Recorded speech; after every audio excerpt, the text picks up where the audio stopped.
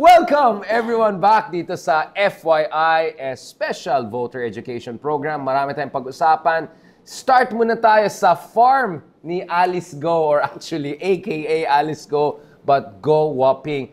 Doc Sherwin Ona, thank you so much again for joining us. Of course, in the previous episode, pinag-usapan natin yung so-called sharp power, which is the specific ways by which authoritarian, well-resourced powers weaponize freedoms in target democracies, no, to undermine them from within, di ba? To push for a specific geopolitical agenda. And the thing that comes to my mind, obviously, is West Philippine Sea and the U.S.-Philippine Alliance. Mahalaga yan. But before we go there, mag-start muna tayo sa farm ni Alice Go, or actually aka Alice Go. Yeah.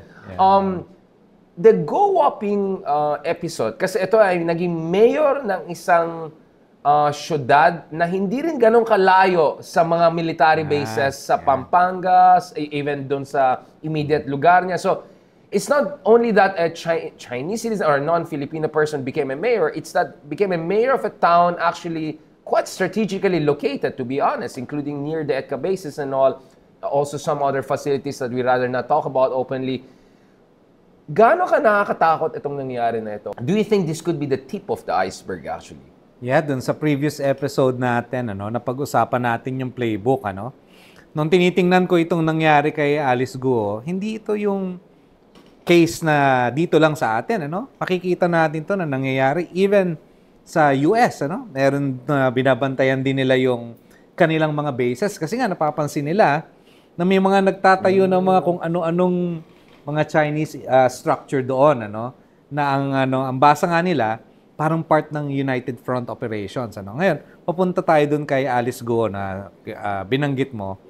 Yan, nakakabahala ito, dahil nabanggit mo nga, nandun sa mga military bases, malalapit yung mga pogo na tinatayo, yung yung mga operations ng kanilang mga negosyo, bumibili sila ng mga lupa na malalapit dun sa mga military bases natin, sa mga EDCA sites.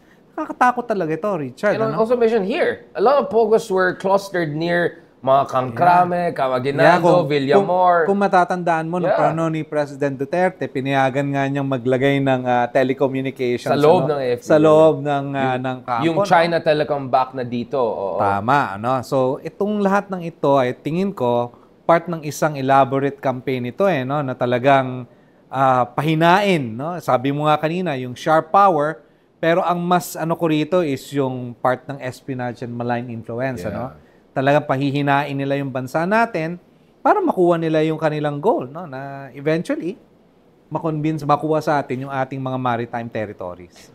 Doc, do you think that the case of Alice Go is she an asset? Is she an agent? Do those distinctions even matter? Because my understanding is that agent is yung parang James Bond 007. Talagang you are an employee of, let's say, MSS, right? Ito yung version ng CIA or slash FBI ng China, Well-funded, hundreds of billions of dollars, just to put it in the context. And then there's asset, yung parang mga bata nila, mga ganun nila. What is your read of her case? I mean, or at least, should it make us think about this proliferation of both assets and agents here? Yeah. Yung agent kasi, Richard, mahirap patunayan yan, Kasi kailangan mo talaga ng sensitive information or access to sensitive information para masabi mo na agent talagang isang tao. Talagang employee talaga. And usually talagang mga hindi mo malalaman yan basa-basa. Yung asset, more of ikaw yung parang influencer. Yan, madali mong malaman yan dahil nga connecting the dots lang. Contact points lang. Kinausap lang. And kung matatandaan mo yung BBC report, na meron silang kinulong sa Thailand na isang Chinese national. Al Jazeera, na sinabi nga na si Alice Go, aka Go Whopping, ay isang asset nila. And even the National Security Council admitted na ito ay NICA pala, asset nila. Asset nila. Well, and the worry should be that baka this is just the tip of the iceberg. I mean, imagine how many months of Senate hearings it took just to expose one potential asset. Itong mga ganitong klaseng tao ay hindi nag-ooperate mag-isa. In isolation, In isolation. Usually yan ay may mga cells yan at meron silang network, And napatunayan nga natin over the past several weeks dahil ang dami ng mga aresto na ginagawa ng ating mga authorities, di ba? Ilang mga grupo ng mga Chinese nationals yung naaresto. Recently nga, may naaresto ang NBI. Nagmamanufacture ng military-grade bombs, di ba? So, ito lubhang nakakabahala ito para sa atin. Or ito mga kaibigan natin na turista, biglang may mga military-grade drones and cameras near, I don't know, EDCA sites or yung military nabalitaan mo facilities. ba yung nagre-retire dito sa Pilipinas pero military age? PLA, no? So, yun ang nakakabahala. Kaya hindi mo alam estudyante sa Cagayan. Ka-age ko, mga 30s na, nag-aaral pa lang ng undergrad, pero mukhang medyo lahat nakaganyan lahat. Oo. Tapos baka pagka kinapkapan mo, may ID ng PLA, di ba? So, yun yung nakakatakot. No? At ito yung sinasabi ko na, yes, legitimate talaga yung maritime zones. No? May laban tayo dyan. Kaya lang, yung kalaban din natin, yung adversary natin, nandito rin sa lupa. No? May spillover. No? Ang tanong dyan, bakit? Bakit sila ganun? Bakit nila ginagawa yan? But Sherwin, I want to also understand the other thing is, ano bang relationship ng POGO and Chinese intelligence services and security services? Kasi, in theory, kalaban ng China ang POGO. Diba? Because illegal ang gambling, marami sa kanilang mga ordinaryong, I think there was even a Netflix series about itong mga kawawang ordinaryong Chinese from the countryside. They're offered good jobs. Parang yung mga nangyari sa OFWs natin. Parang parang human trafficking, pagdating nila dito sa Pilipinas, oh my God, parang it's sweatshop, it's horrible, ganun. So officially, the Chinese embassy here is galit sa POGO. At ilang beses sinabi na, please pasaran yan. May kidnapping nangyari, ganun.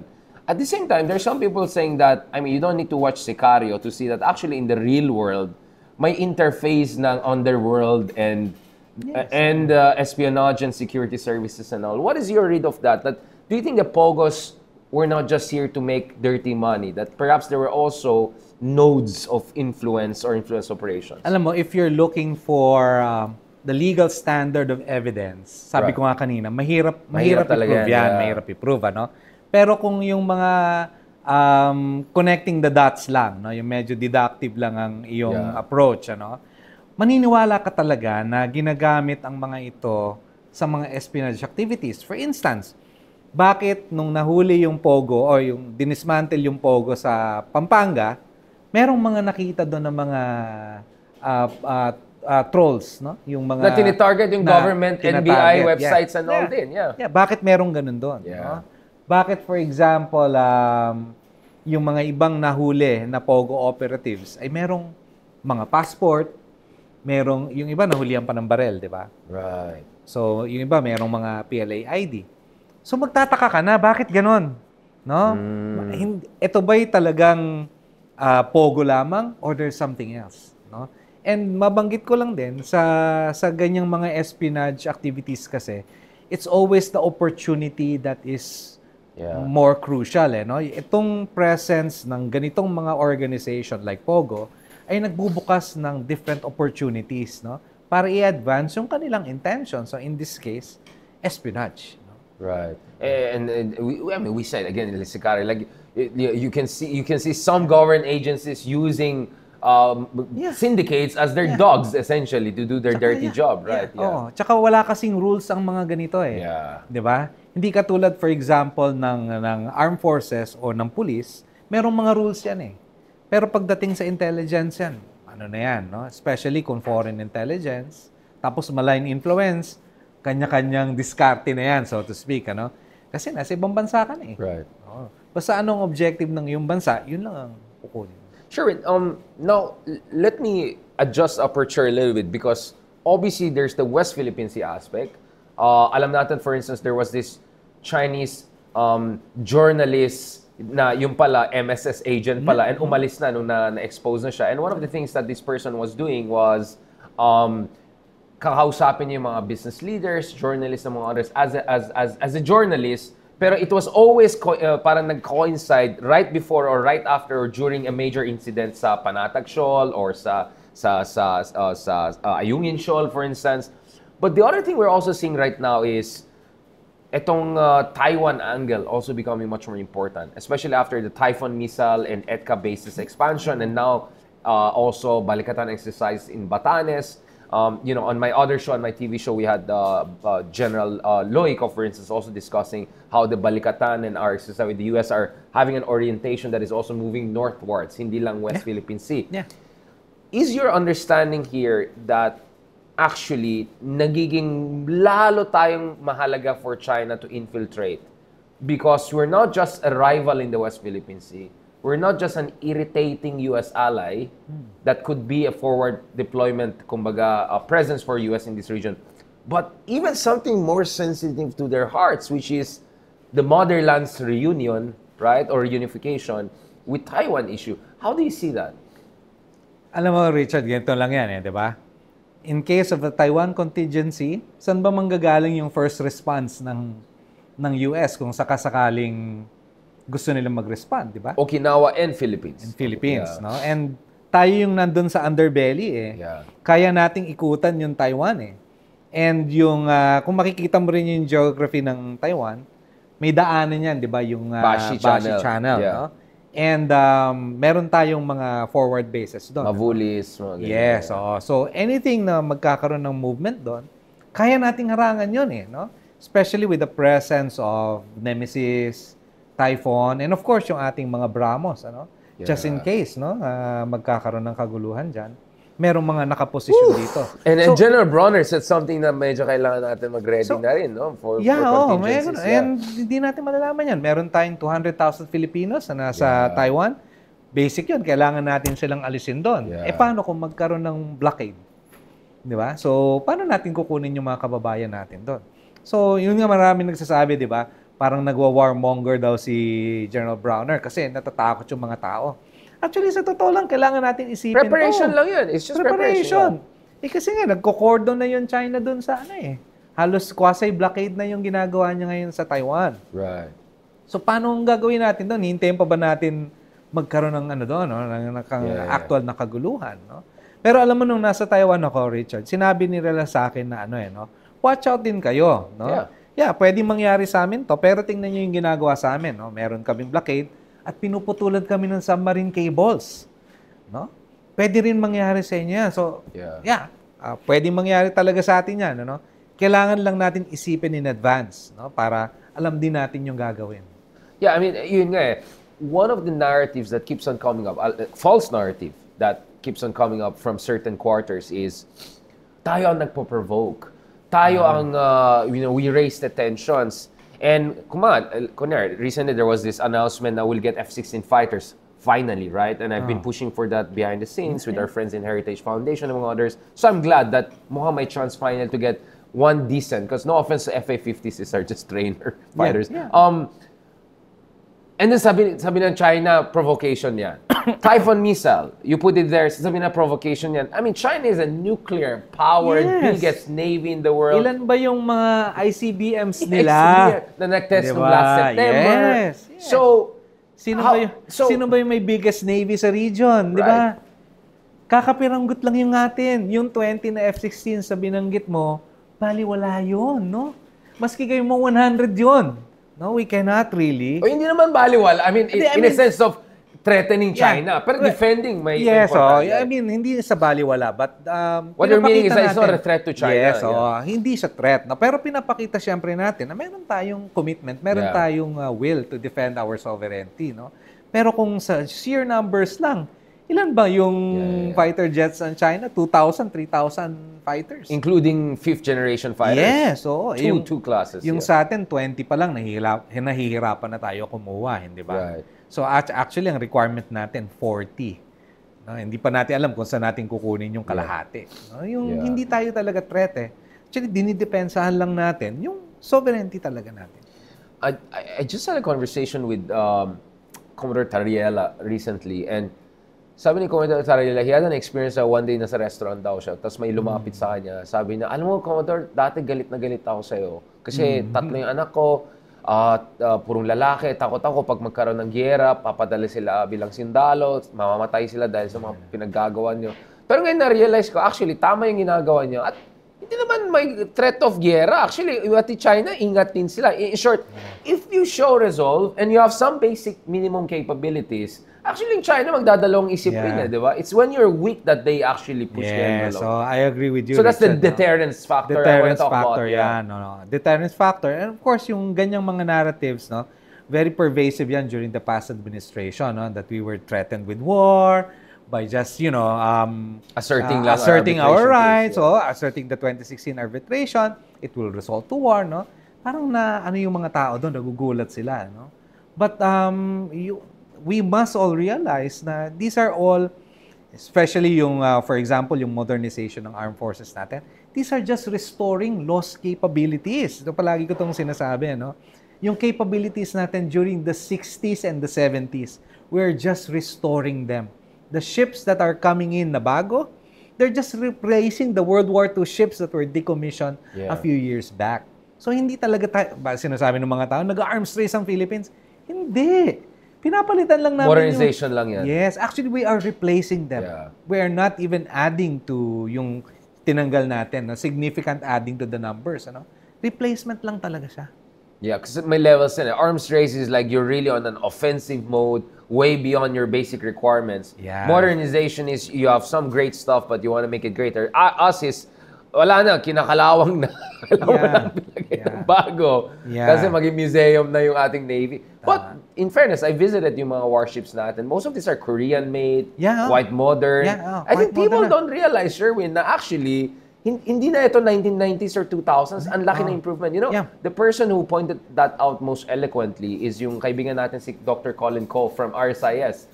He said, one of his favorite lectures, whenever he's giving lectures sa Rajaratnam School is, sabi niya, pag tinignan mo yung mga exercises ng 2011, ito yung barko ng Pilipinas sa parang kawawa dun sa mga rimpak exercises. Biglang pag 2018-20, biglang makita mo, actually, matino na yung mga... sabi niya, Philippines is the most impressive case of basically going from zero to almost hero. Kasi tayo lang sa West Philippines yung lumalaban ngayon sa China. Transparency Initiative. Biglang may trilateral na tayo with Japan. So, while you're absolutely right, now we're not a threat to China in the sense that China is just a superpower. At the same time, we're also hindi tayo pichugin. I mean, we're dramatically increasing from where we were starting 10 years ago, right? Yeah. I totally agree with you, Richard. Kung titingnan mo yung mga current purchases din natin, like yung Miguel Malvar class ng mga frigates natin, sa Rizal class, ito yung mga modern warships na binili ng ating gobyerno, And we're also planning to get, of course, yung F-16 na nabanggit mo. There's some news na we're planning to get 5th generation fighters itong galing Korea, yung KF-21. The next generation. So that's the good thing about the FA fighters because it puts you in the front line for that. And I think the Indonesians backed out from that. They were supposedly nandun pa rin yata sila, pero medyo lukewarm lang. Pero ang maganda rin nito, Richard, as we upgrade our capability, meron din tayong bagong batas ngayon that tends to modernize yung industrial base natin, yung defense industrial base, Mahalaga to kasi in order to sustain, for example, all of these purchases, we need local companies partnering with, foreign companies, technology transfers. Shout out natin si Speaker Martin Romualdez. In fairness, you don't have many speakers out there who are actually active on the West Philippine Sea. He visited Pag-asa. I mean, in fairness to him, I know there are many people who have negative stereotypes of congressmen and speakers. But if there's one thing I'll give to Speaker Romualdez, he played a very important role, including on this issue of creating a military-industrial base for maintenance and even development of our own defense platforms. Development of our own. In fairness. So ngayon lang yan, ngayon lang, sa time ni President Marcos. Although, inumpisahan niya ni President Marcos Sr. May bongbong, tayo dati, di ba? Bongbong missile, Meron tayo dati niya. Pero of course, hindi na natuloy yan. Dati nakakapag-manufacture tayo ng mga small arms natin, under license. Pero ngayon, binabalik natin yan, So makikita natin, over the past several years, naging significant na talagang improvement sa ating defense levels. Pero kailangan mas marami pa dapat. And last, and this is very important, how do you see the alliance with the US going and at the same time hedging and diversifying? Kasi sa isang banda, in fairness, I think the term I use is strategic empathy. We had on one of my shows, si Elbridge Colby is now running the policy at the Pentagon. He was critical of NATO countries not spending enough. He, in the Senate hearing recently said Japan should spend 3%, which is almost twice their current level. He said Taiwan 10%. They never mentioned the Philippines. Sobrang bait nila sa Pilipinas. They never put quota on us. Yeah. Pete Hegseth, who came here in his very Fox News anchor, and said, President Trump loves your country, special. I think they were quite genuine. I mean, because I didn't see them that warm with Europeans and others. I was in Brussels when that was happening, and tuloy yung deployment. Baka may second Typhoon pa. Some new missile systems will be used this year. NIMS, you mentioned NIMS, you mentioned it. And then F-16 fighter deal, not to mention $5.1 or $5.3 billion, depending on the exchange rates, in the next 4 to 5 years of bilateral defense aid sa AFP. Right. That doesn't look like abandonment. That doesn't look like isolationism. That looks like doubling down. Tsaka nung nagkaroon ng freezing of military aid, no? Ang Trump exempted tayo kaagad. In-exempt kaagad ang Philippines. No? That goes to show na meron silang special place for us. Not really a special place, but a recognition of our importance, no? Yeah. Kasi nga nasa first island chain tayo. Or sorry, tayong special place period. And they're just recognizing that. And they have EDCA sites here. Yeah. And we have been doing a lot of exercises with them, no? And palaki ng palaki yung mga exercises natin, Richard, ano? Di ba, na-recognize natin or na-recognize nila na very vital ang role ng Philippines in terms of the South China Sea, West Philippine Sea. But it goes without saying, this is Trump administration, and and I think our good ambassador Romualdez said, you also don't know what comes after Trump. Maybe if it's J.D. Vance, he might have an even more isolationist view of the world, right? So, how important is yung mga ginagawa natin with Japan, the reciprocal access agreement with them? I was in New Zealand last year, a special tour. I talked to their defense ministry, foreign ministry, prime minister's office, etc. They're very interested in getting more involved in us. Indians, I was in New Delhi the other month, and the Indians are believe sila sa Pilipinas, and yung BrahMos deal, they see this as a big milestone.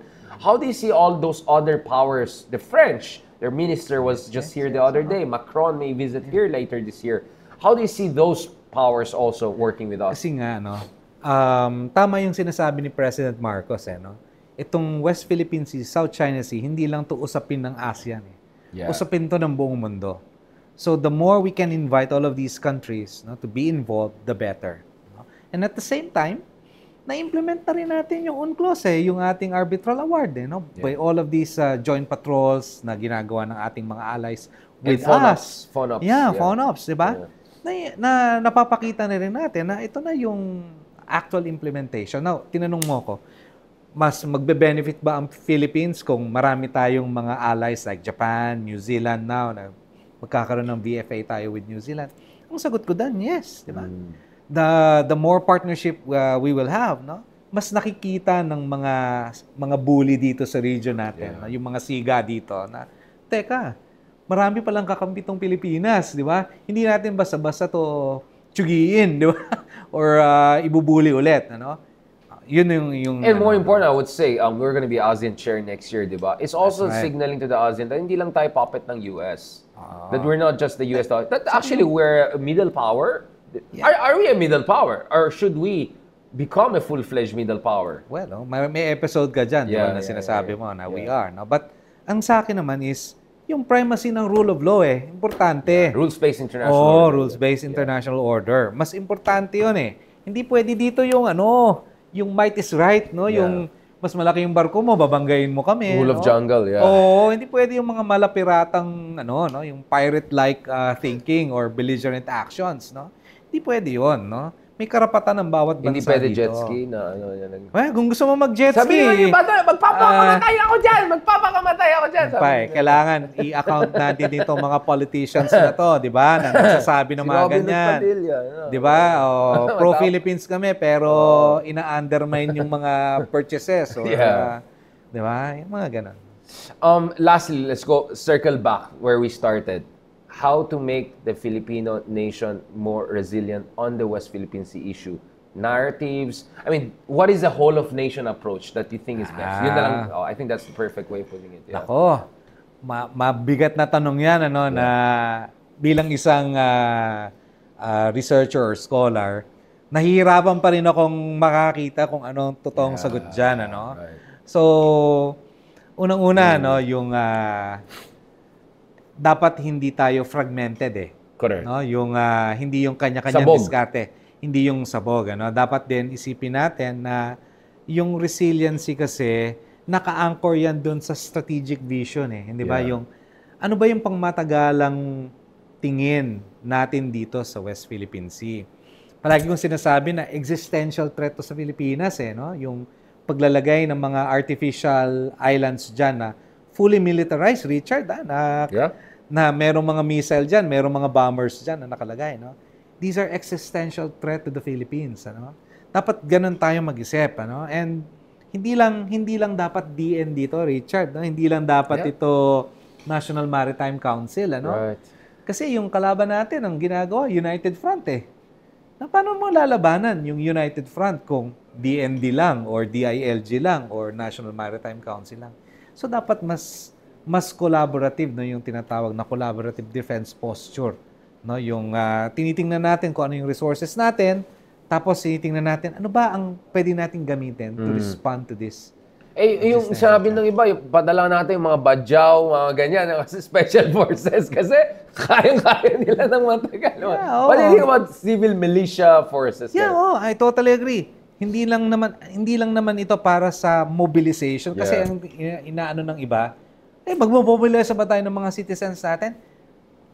Siguro darating yung point na yun, hindi ko alam kung kailan, ano, but sana hindi, pero sana hindi, no? Pero yung awareness ba? Yeah. Kasi 'di ba, pag nagpunta ka sa Mindanao, for example, iba yung tingin nila sa West Philippine Sea eh. Pagka nagpunta ka sa Visayas, iba rin yung tingin nila sa West Philippine Sea.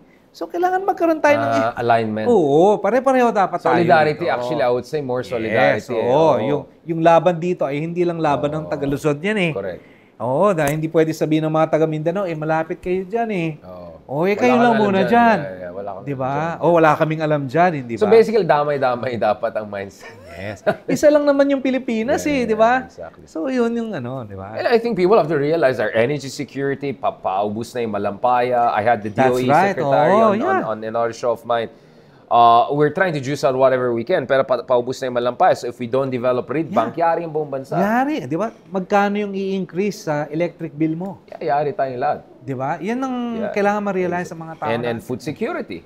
So whether Mindanao, Visayas, or Luzon, damay-damay yan. So actually, we have to stand in solidarity. In the same way that I always say, we also have to have an understanding of historical injustices sa mga kapatid natin sa Mindanao, and also some of the legitimate grievances of mga kapatid natin in Visayas who feel dito, etong mga taga-Luzon, ang yabang-yabang nila, among other things. Thank you so much, Doc Sherwin Ola. Pleasure. Hopefully, this is just the beginning of more discussion on this kasi mukhang mahabang usapan to. This is gonna be a marathon. Yeah. Thank you very much for that great conversation. Thank you very much for joining us for this latest episode ng FYI, Voter Education. Talagang tignan na naman, next level ang discussion natin dito.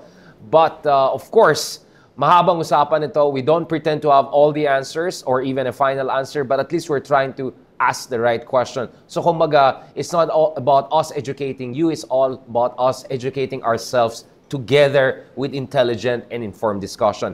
So abangan nyo yung mga susunod na episode. Pag-usapan din natin, Senate hearing, Senate race, latest surveys and data by our friends from WR Numero, from Okta, among others, para maintindihan natin yung evolving political landscape within the Philippines. Maraming salamat. God bless.